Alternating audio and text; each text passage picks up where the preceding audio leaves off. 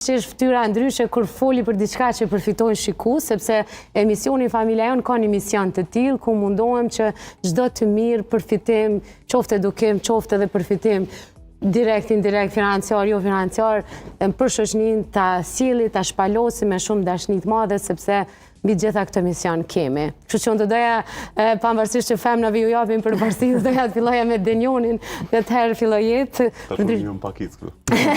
Okej, për respektojmë pakicën në këtë rast.